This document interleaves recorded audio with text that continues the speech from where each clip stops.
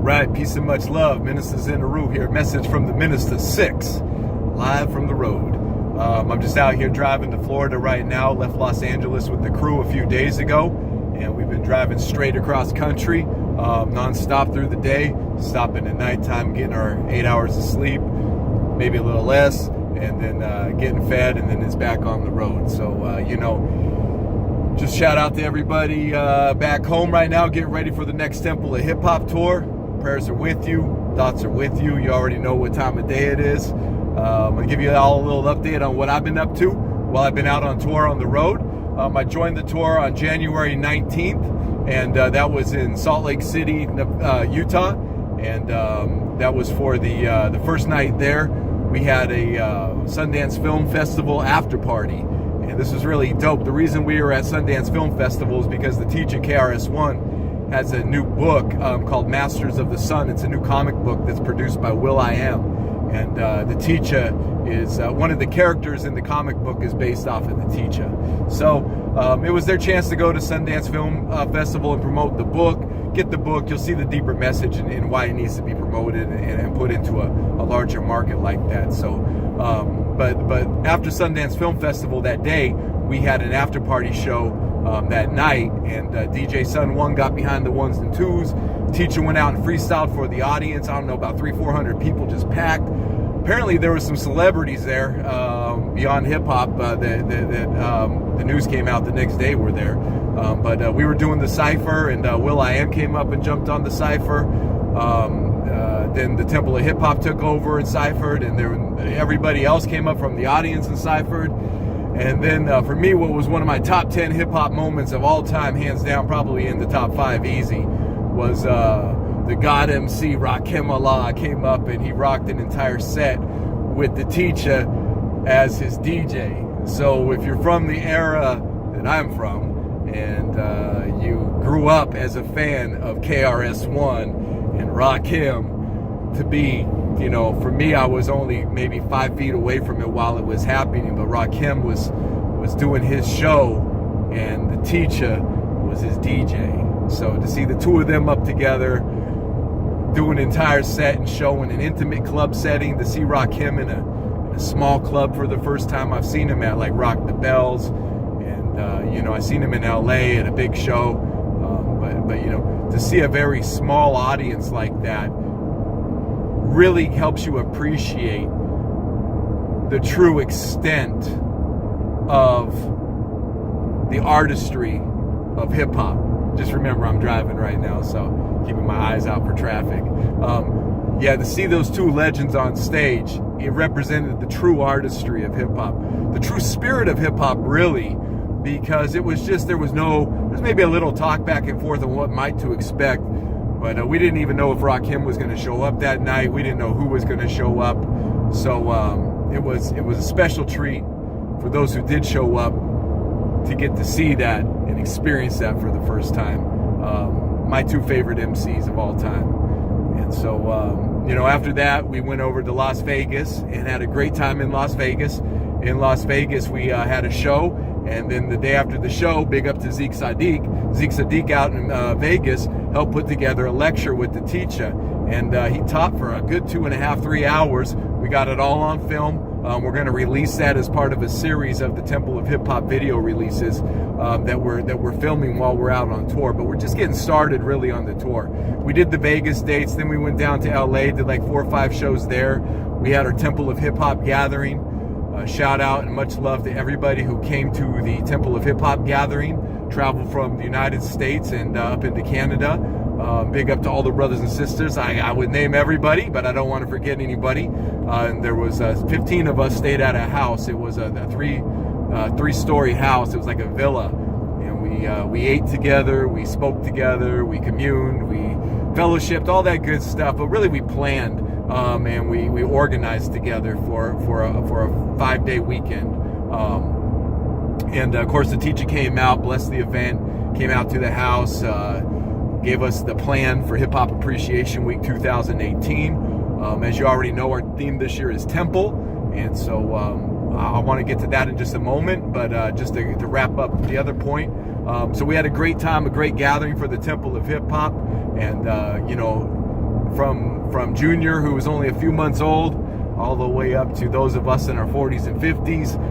We really got to experience hip-hop in a different way as the Temple of Hip-Hop. So I'm very grateful for everybody who showed up for that, who made that possible.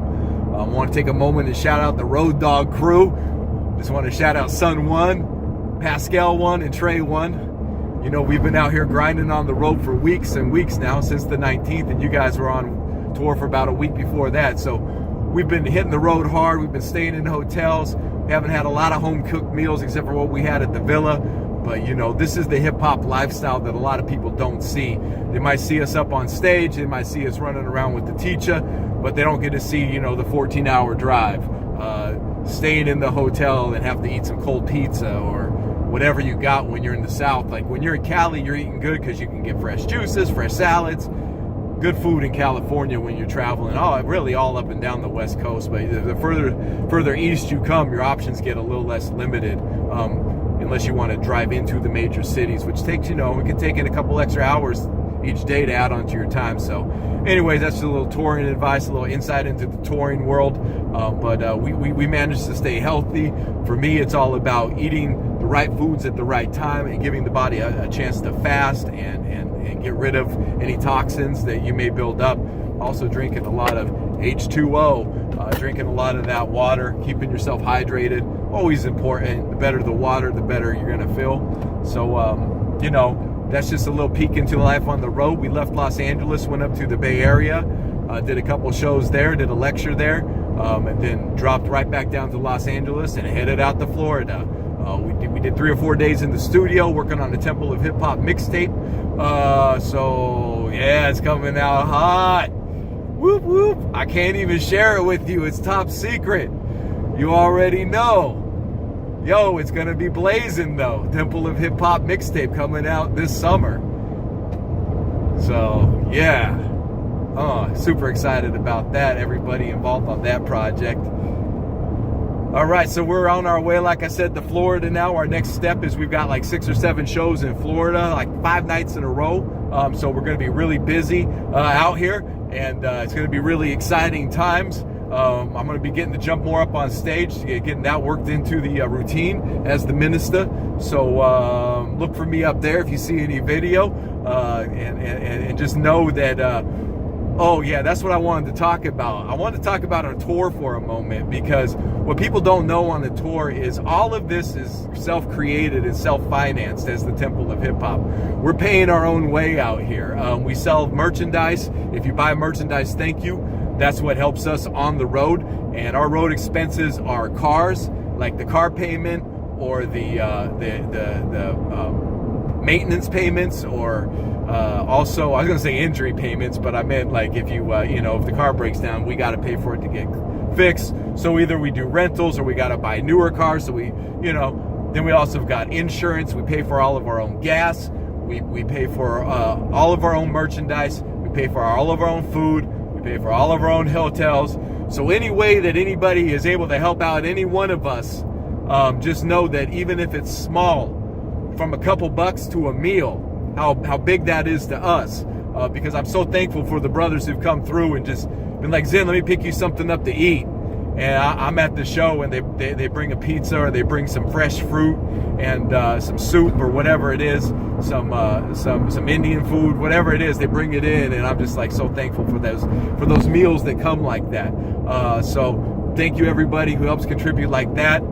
Thank you to everybody who helps contribute by purchasing the merchandise, or even purchasing the tickets for the show, for also helping us with the lectures. This is why we ask for $2,000 per lecture to bring the teacher out to lecture, $2,500 to bring him out to lecture, because those 2 days of traveling or whatever it is we've got to do for that lecture, between hotel rooms and food and gas and time, you know, the expenses add up, and God provides. But who does God provide through? He provides through our people, through our friends, through our family, through our temple, through the hip hop community.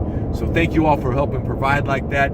If you're interested in bringing us out for a lecture, you see a show date on the tour, and you've got some resources, or even if you don't, we could walk you through how to get a lecture going in your city. But you got to be willing to raise about $2,500 before the lecture. And we do that through various ways. We do that through sponsorship, through advertisement. We can put the sponsorship up on the flyer, shout it out off the stage at the show. You know, there'll be different levels of packages that people can purchase, but we want to make the community events free to the community, so they can come out and hear the teach for free. But we've got to cover our own expenses for travel and time and all of that to be out there. We've got our families back home. We've got things that we're doing that when we're out on tour we're not able to take care of back home. So while we're out on tour, it's really important that our people, our friends, our family, those who come to see us on the tour, kind of have an insight, kind of have a glimpse into what this life is about for us. We live very simple lives. I eat about 1.5 meals a day, drink tea, have a little coffee if I need some caffeine for energy. Very simple life. Yoga after driving, some meditation, really some sleep, cleaning up, staying cleansed, keeping the body clean, keeping the pores clean, keeping the socks clean, keeping the clothes clean, keeping the mind clean. This is what I wanted to talk about now. Here's the temple. Our theme for 2018 for Hip Hop Appreciation Week is temple. And just to start wrapping your mind and the vision around what that means to celebrate the temple, or not even to celebrate the temple, to appreciate the temple. Remember that the word appreciate means to add value to. So when something appreciates in value, means it gains in value. So to appreciate is to add to. So when you appreciate hip hop, when you appreciate the temple, we're talking about the temple of hip hop, but we're also talking about the temple of hip hop, your temple of hip hop. What is that? Well, the temple can be the mind. The mind is a holy place. What are your thoughts? What are you thinking? What are you putting into your mind? What are you watching on YouTube?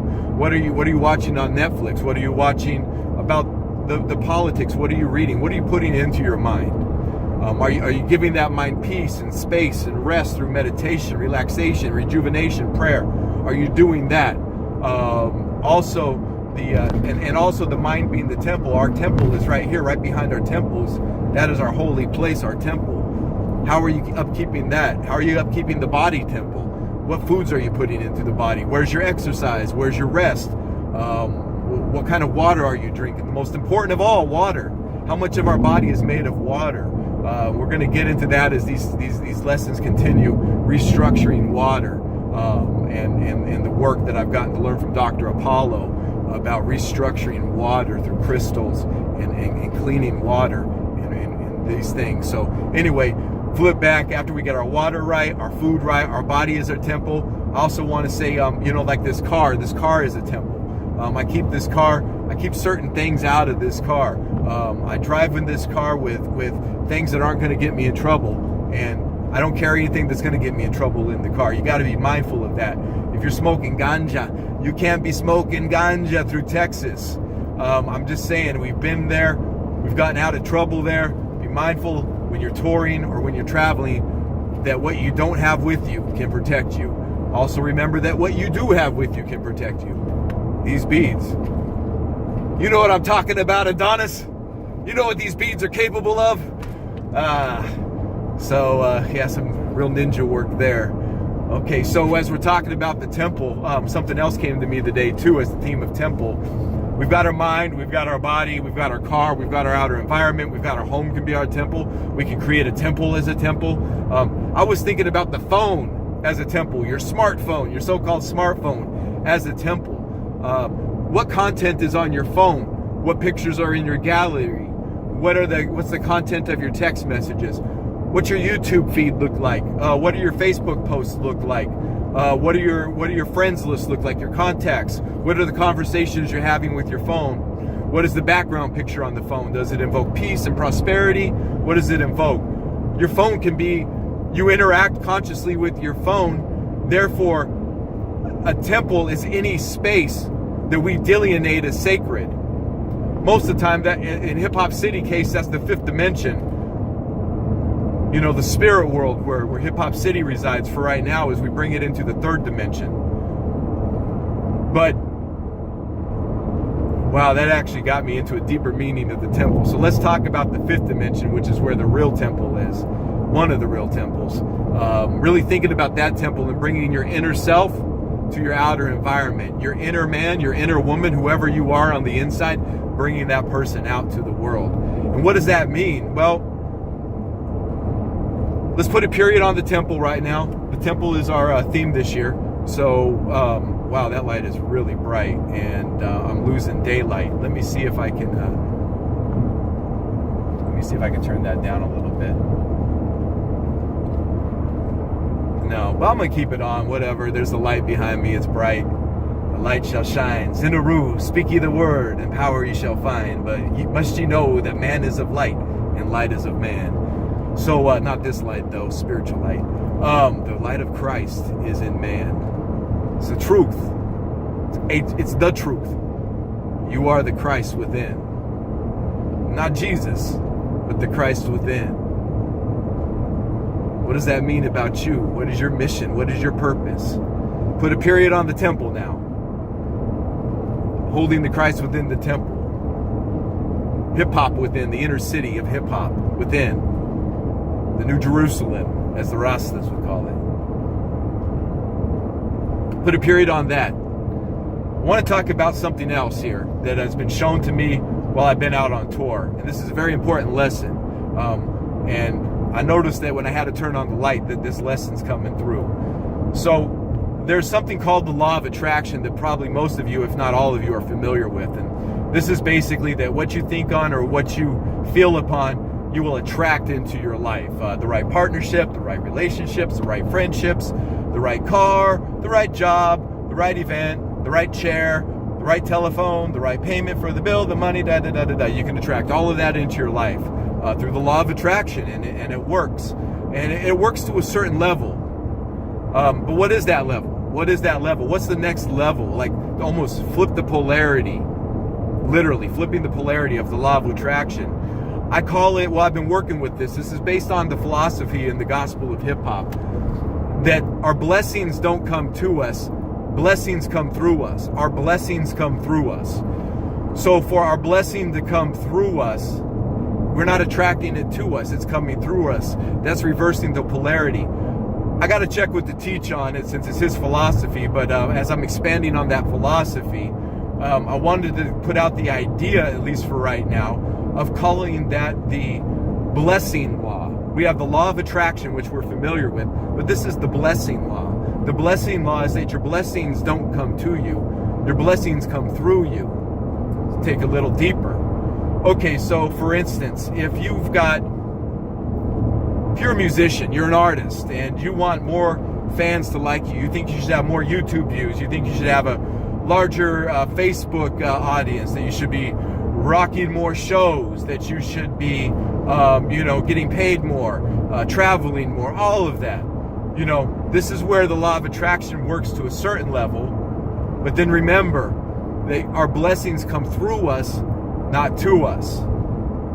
I noticed this with money the other night. I was working merchandise, and I started really visualizing that the money, the blessing of the money, for the same reasons I outlined earlier, everything that we've got to pay for on tour, our merchandise table wasn't even in a really good spot.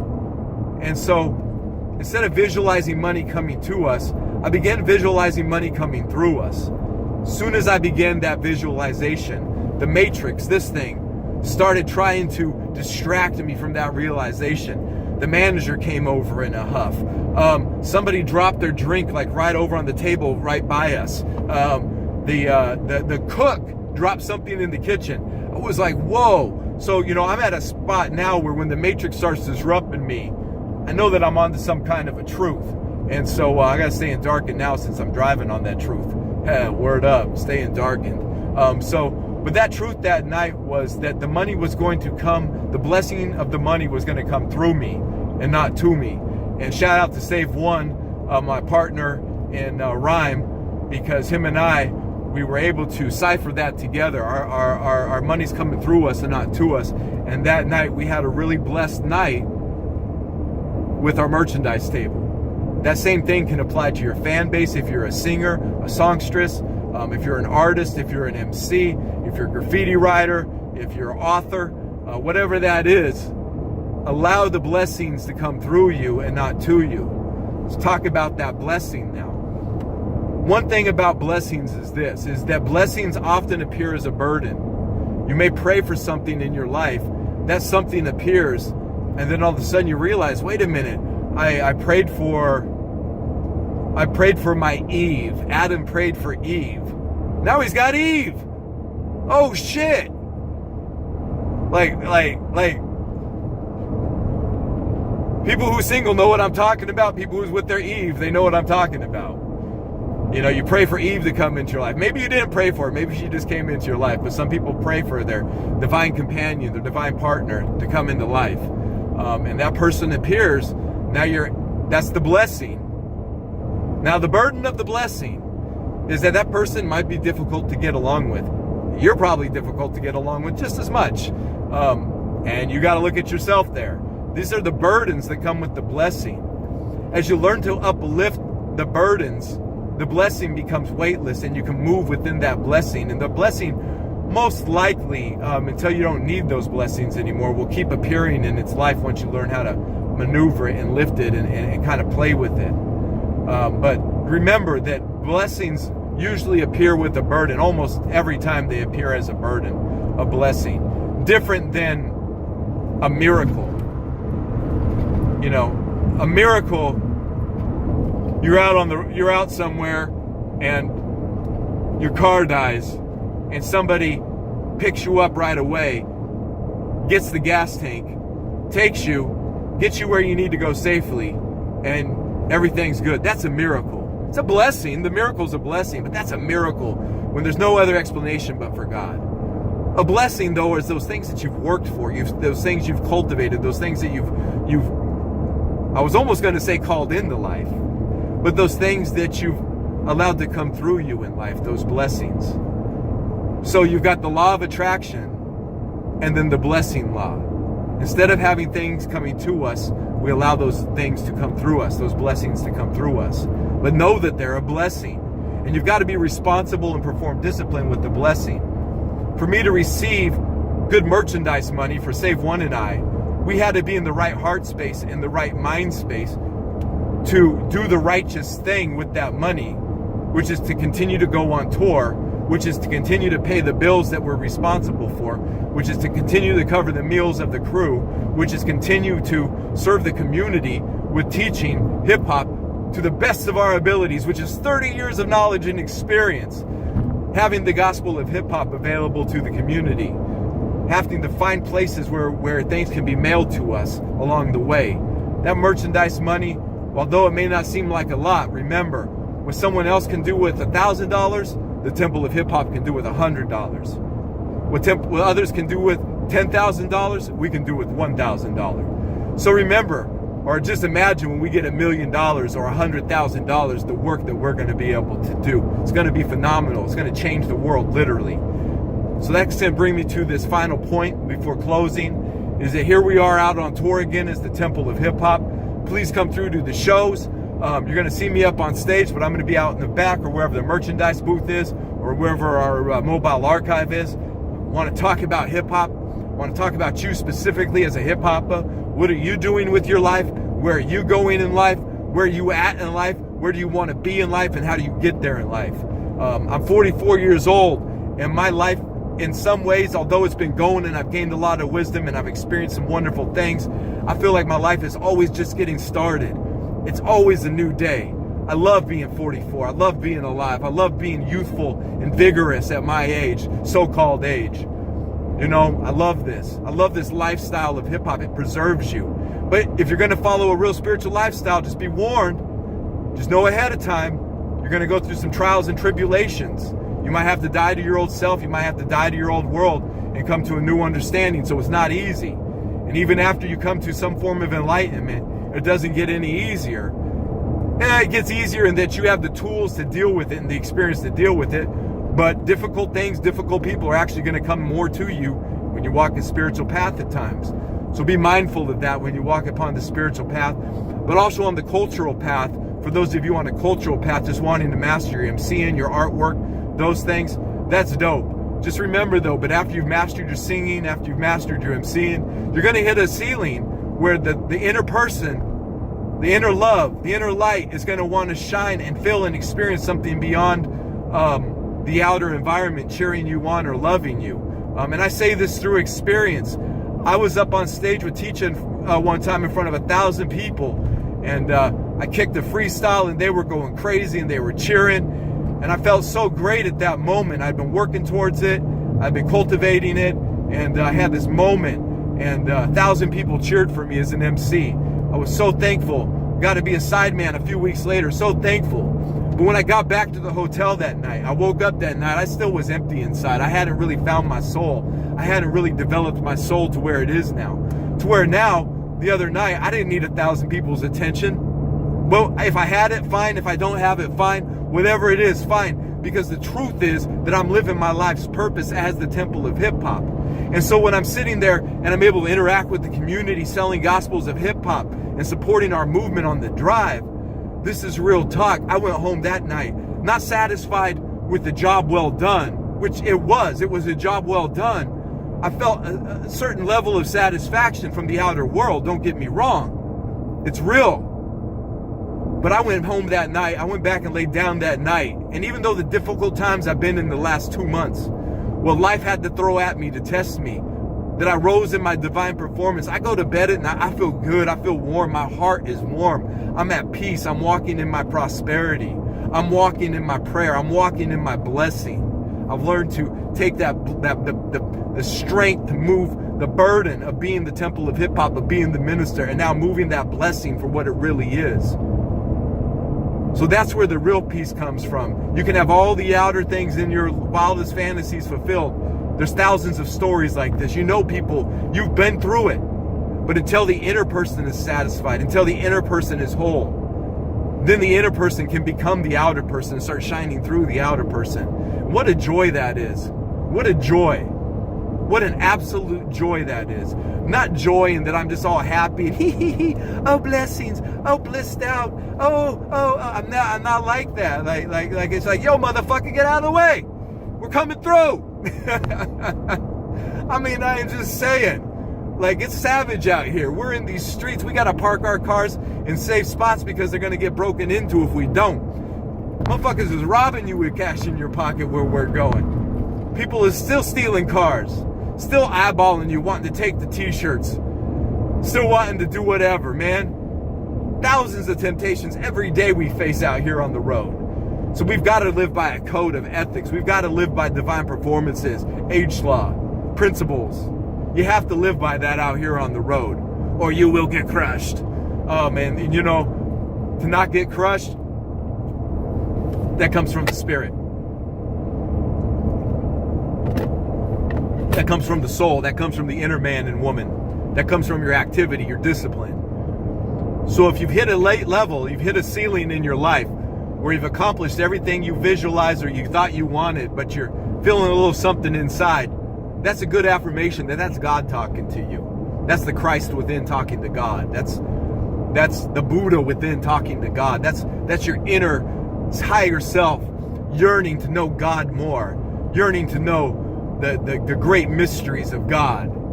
And I'm talking about God that is beyond Father, God that's beyond Mother, God that's beyond God and Goddess and name, beyond Great Spirit, the great event, the creator of all that is.